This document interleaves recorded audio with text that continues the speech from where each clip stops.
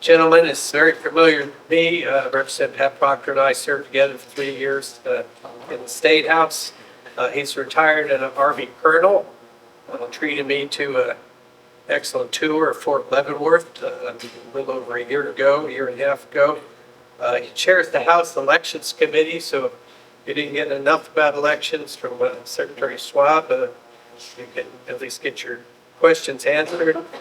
Pat has been very proactive on securing our elections. I would say that he convinced me that we should no longer have the 3-day waiting period, which is something I had always voted for, to keep the delay, the late arriving ballot delay for 3 days. But again, it's part of election security. It's part of people trusting elections.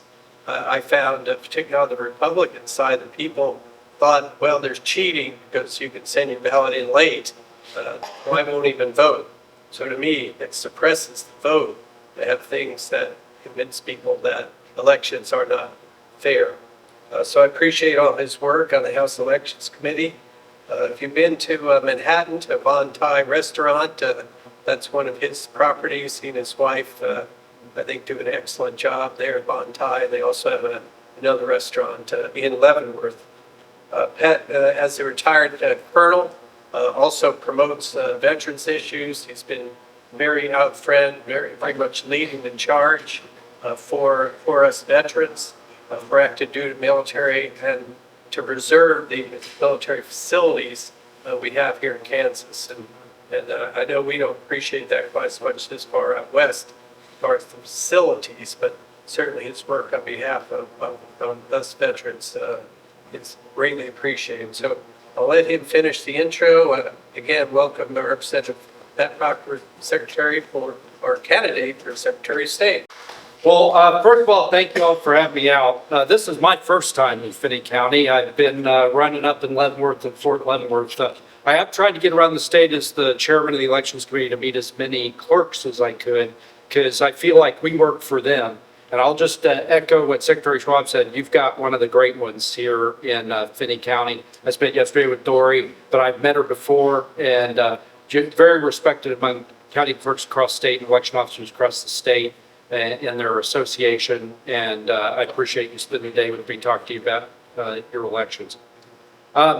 So first of all, Pat Proctor, only my mom calls me Patrick.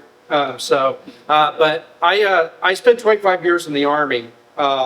And I was in Iraq twice, I was in Afghanistan once, I was in Jordan. They sent me to Jordan when ISIS invaded Iraq. We're on the border. And it was totally not my plan to ever be in politics. I know there are a lot of folks, they spend their whole lives, they just know they felt called to be elected official. I was not that guy.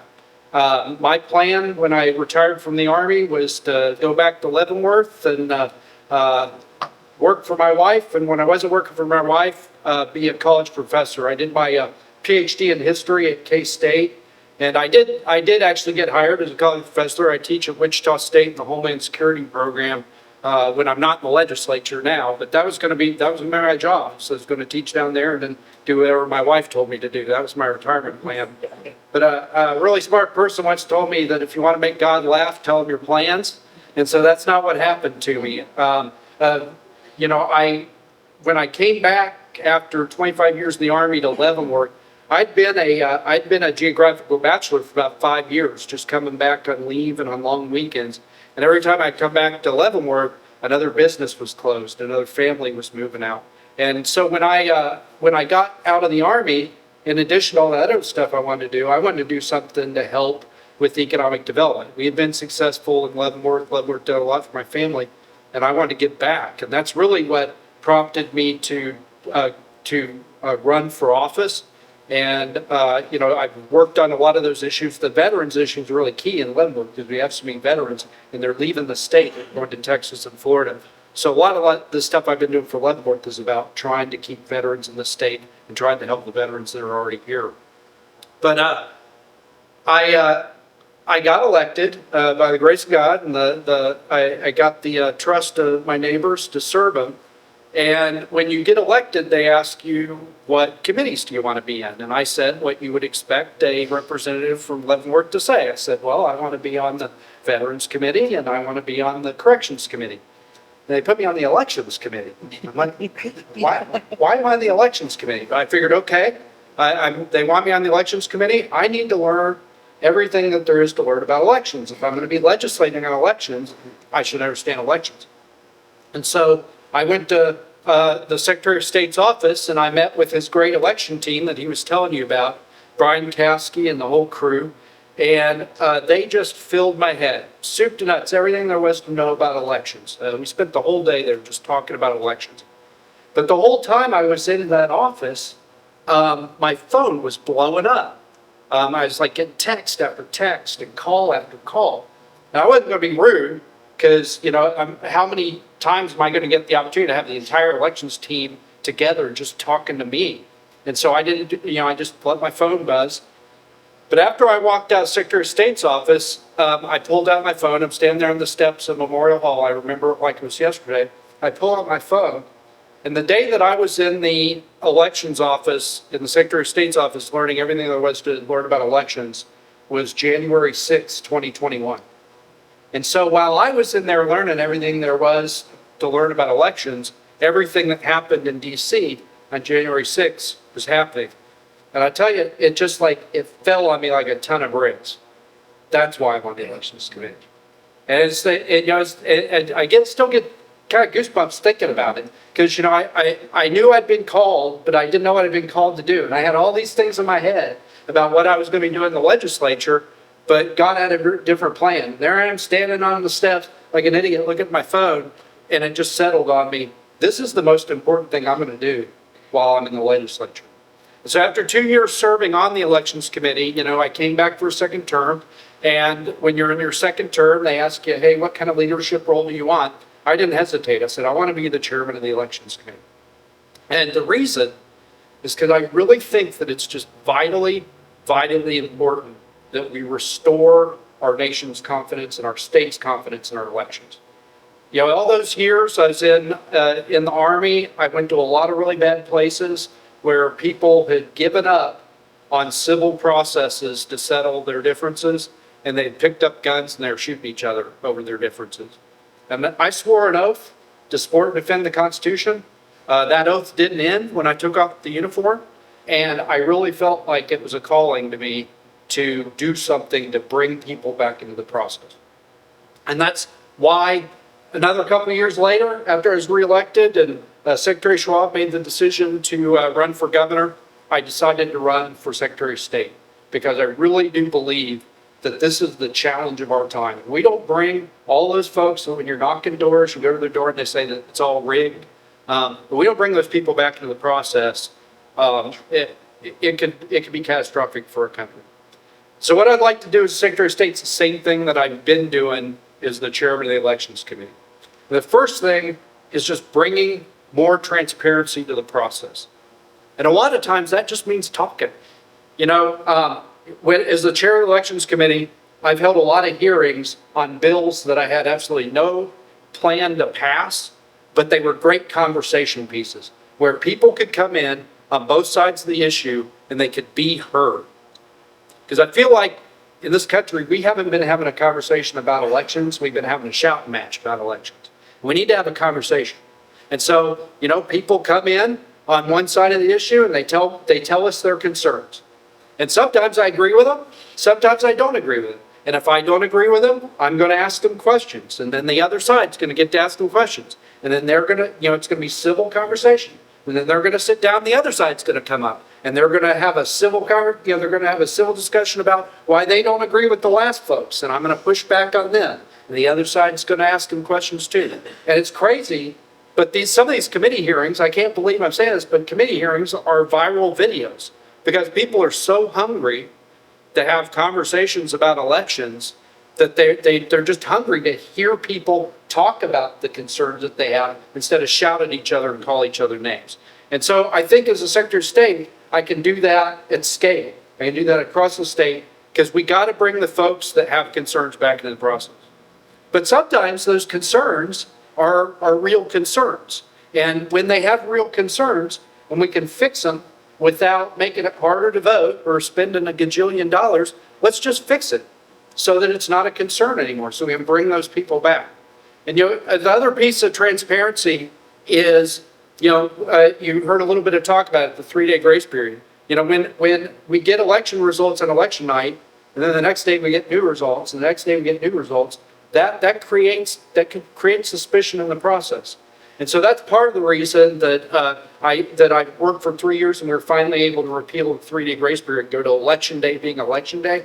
But there are some other stuff, and I'd be happy to talk about question and answers if anybody has any questions about it. But that's a big piece of it. But it's also about, being able to assure people that the results that the machines are giving us reflect the will of the voters. And so we have a system here in Kansas where after the election, we do what's called a paper audit, where we randomly pick some precincts, we pick some races, and we hand count them. And if the hand count doesn't exactly match the count on the machine, we start counting everything to figure out what went wrong. That was in statute, but a few counties, not your county, because you guys are great, but a few counties, they were using not the actual paper ballot, but they were using the scanned image made by the vote count machine. And, when I was in the Army, I was an artilleryman, and, we always do system checks and double checks. And you're not double checking the system if you use the system, check the system. You need to go look at the paper, and that's why we do that. So we were able to, working with Secretary Schwab, working with the Attorney General, get some stuff in regulation so that now all the election officials are actually using the paper ballots. And so we can tell people, hey, after we do the election, we are checking the results to make sure that the results reflect your will. That's about transparency, and that's important. Some other stuff that I've worked on as chairman of the Elections Committee that I'd also continue to work on as Secretary of State is the issue of non-citizen voting. As the chairman of the Elections Committee, I hear it all. If people have concerns, my email's on the website for the Facebook page, or for the election committee. Everybody emails me, and I don't know about y'all, but last election, all I heard about was concerns that non-citizens were voting. So I'm like, okay, this is low-hanging fruit. We can fix this. So when I started digging into the issue, I discovered that nowhere in our state constitution and nowhere in our state statute does it actually say that non-citizens can't vote. Because it was so obvious that nobody thought to write it down. It was obvious. If you're a citizen, you can vote. If you're not a citizen, you can't vote. So nobody ever actually wrote it down. Our Constitution, the way it's written, it says every citizen can vote. And so we got a constitutional amendment I sponsored. It passed overwhelmingly. It'll be on the ballot November 26th. I encourage you to vote yes. And it basically just says only citizens can vote in the state of Kansas. So it'll be in law that only citizens can vote in the state of Kansas. That's great. It's in law. It doesn't matter if you're not doing anything to check, right? So the other thing that I did this year, along with the Elections Committee and along with the House and Senate, we passed a bill that requires the DMV to share data with the Secretary of State's office. So a lot of folks don't know this, but the real ID that you get, you don't have to be a U.S. citizen to get a real ID. You have to prove you are who you said you are, and you have to prove that you're in the country legally. And that could be a green card because you've been here for 10 or 15 years, or that could be, I just filled out the thing on the CBP One app a year ago and got flown here from Guatemala and I've got refugee status, but you're in the country legally, you can get a real ID. The DMV, when you go to get your driver's license, they collect all that data, right? They scan it in, and then because we're a motor voter state, they ask you, do you want to register to vote? And it has happened in the past that, they 500 times a day, they scan in the data, they give you your driver's license, and they ask you, do you want to register to vote? And it has happened in the past that a DMV clerk asks a non-citizen, do you want to register to vote? And, I met a lady, she's the treasurer for the Kansas GOP now. Her husband is a legal resident from Australia, and he told me this happened to him. He gave her his Australian passport, his green card, and then she asked him, do you want to vote? Do you want to register to vote? And he speaks English as his first language, so he said, hey, don't think I can do that, mate. But, but imagine somebody who English is their second language and they're just saying yes to everything so they can get their driver's license. It has happened. What we've done is we've required the DMV quarterly to share this data with the Secretary of State's office. And this has happened before, but it's really hard to get the DMV to do it because it's a lot of work. The Secretary of State's office got them to do it after the November election, share the data with them, and they scrubbed their voter rolls. They found 80 people on the voter rolls who are not U.S. citizens. And they have evidence that 20 of them voted. So this is not like a hypothetical thing. You might say, well, golly, it's only 20 out of a state of 3 million. Well, my senator that just beat our Democrat incumbent won by 31 votes. So don't tell me 20 votes ain't a big deal. So this will allow us, if it's implemented, if we've got a person in the Secretary of State's office who's willing to actually do what the law that we've given them the tools to do, will allow them to scrub the voter rolls so that we can tell Kansans with confidence, no, non-citizens aren't voting because they're not registered to vote. They can't vote because they're not registered to vote.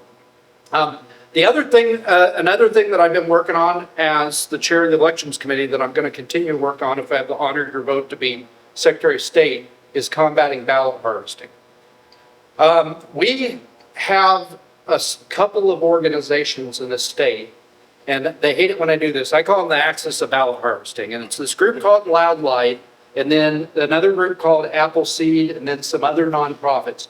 And they hide behind their nonprofit status so they can rake in millions and millions of dollars from foreign billionaires. And then every time we pass an elections law, they sue against it to try to stop us from implementing. And they're very strategic. They're trying to protect ballot harvesting. We had a law that said that you could only turn in 10 ballots that aren't your own. If it was up to me, it would have been a lower number, but I had to get enough votes to override a veto, so it was 10. They sued against that law.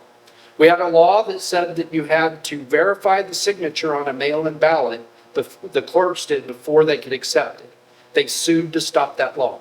We had a law that said that you could not impersonate an election official, and they sued to stop it. So you tell me what they're trying to do. It sure sounds to me like they're trying to protect the ability to ballot harvest. This year we did the overturn of the repeal of the 3-day grace period. What I'd like to do, if I'm your Secretary of State, is I'd like to get some tools in place to enforce that 10 ballot limit, because we've got it on the books, but we don't really have a mechanism to enforce it. I'd like to work with the clerks and figure out a way to do that that's not too onerous, just so we have some teeth to the law that we pass. And then the final thing that I would really like to do, and that I've been working on as the chairman of the election committee, that I'd like to continue to do as Secretary of State, is cleaning up our voter rolls. I don't know how Garden City is. This is my first time here. But in Leavenworth, we have a high turnover of people. And so when I'm knocking on doors and I'm looking at the voter rolls, I knock on the door and there's the 2 people who live there now, and the 2 people who lived there before them, and the 2 people who lived there before them. And maybe some of them folks are dead, but we just don't have really good tools for cleaning up our voter rolls. I've tried to do a couple things. Since I've been in the elections committee, I sponsored and passed a bill that gives the clerks a tool where if there's no election activity for a certain amount of time, they can verify if the voter lives there, and then it kind of starts a clock to take them off the voter rolls. This year, at the suggestion of the Clerks Association, we passed a law that allows them to use online obituaries for the funeral homes in their county. Because before they had to look in the newspaper, and I don't know about you, a lot of people don't get the newspaper anymore, so they don't put obituaries in the newspaper. But some other things I'd like to do, who knows if you're alive or dead? Your credit card company and your bank, because they don't want to give you a loan and they don't want to keep giving you a credit line after you're dead. So I would like to, and this is something that other states have done, work with the credit rating agencies to find out who's alive and dead. And I'm not talking about getting your credit history so you can vote. I'm just saying, let's contract so we can send them a list of names, because the list of registered voters is publicly available already, and say, hey, any of these people dead? and get that list back and take them off the rolls. I'd like to work with the adjacent states. So when somebody moves to Texas, they tell us, and when somebody moves from Texas here, we say, hey, Texas, you suck. They moved here, take them off the voter rolls, right? Those are simple things that we can do that I'd like to do as your Secretary of State. But I'll leave you with this because I've been talking too long and I'd love to answer any questions you have. January 6th is a sneak preview of what this country could look like in every town, in every state in the union, if we should finally just lose voter confidence. Because at the very core of who we are as a people, what the DNA that holds America together, we don't have a common religion, we don't have a common language, we don't have a common ancestry, is what holds us together is a simple set of principles, that we're all equal under the law, that we elect our leaders through a vote, a free and fair vote, and that the results of that election reflect our will. And so anything that we can do to restore that confidence and bring people back to the process, I think is worth any effort. So thank you. I'd love to take as much time as you'd like to answer your questions. Are there any questions?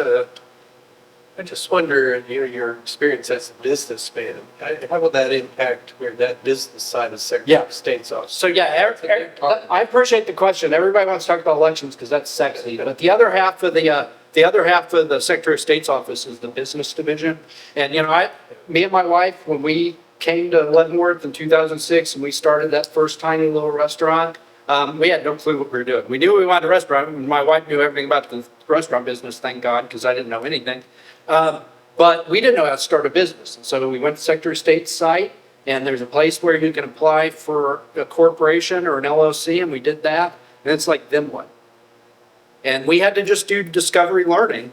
And a lot of the learning we did was the hard way. We discovered we had not done something we had to do, and we had to pay some fine, we had to pay some fee for being late doing it. And so I would love to transform the business division into a one-stop shop where people who want to start a business, they know everything about the business, but they don't know about the kind of stuff they got to do locally or at the state level or at the federal level. They can just go there, and there are going to be experts there that they can pick up a phone and they can call people, I don't know, who had a business. That would be great if we had people in the business division who had run a business and started a business. And on the website, easy resources where people can just click and it takes them, this is what you have to do with the Department of Agriculture. This is what you have to do with the Department of Labor. This is where you go get your EIN. I'd love to transform that into just a one-stop shop, a business engine, a business creation engine for the state of Kansas. Andrew, do you have a question? Yeah, I did.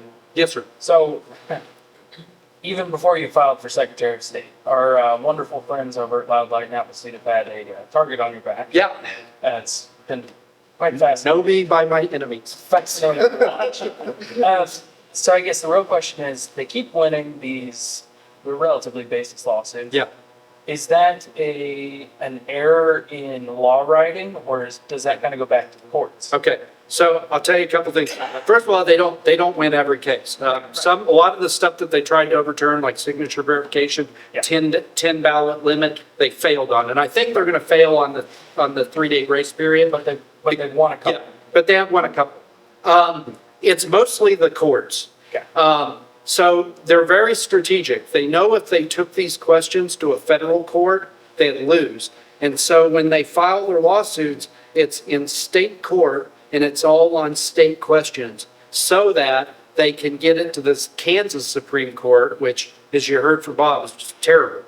And so I encourage y'all to go out for the primary and vote yes on this judicial selection. And it's very simple. I get a lot of questions in my election chair, like, how's this going to work? And the answer is, you guys are gonna vote and tell us, yes, we want a popular vote of our Supreme Court justices, and then the legislature is gonna sit down and figure out, is it by district or is it statewide? I think district, so that you only have to know one person, not 7, but we'll decide as a legislature. Is it gonna be partisan or is it gonna be nonpartisan?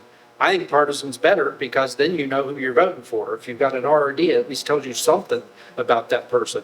But yeah, I think that and it's not so much the lower courts, it's the Supreme Court. And then once the Kansas Supreme Court sets a precedent, the lower courts have no choice but to follow that precedent. So if we can get this ballot measured through, Yeah. we can really hamstring these guys. Oh, yeah. And if we get this ballot, I'll tell you, I like to say that like everything I pass in the legislature is the most important thing, but probably the most important thing that any of us will vote on while we're in the legislature is that giving you the option to change how we select Supreme Court justices. Because if you think of all the decisions over the years, the HOTUS decision that put abortion as a fundamental right in our Constitution. I mean, it will transform the state over time once we have a good Supreme Court to start looking at these precedents.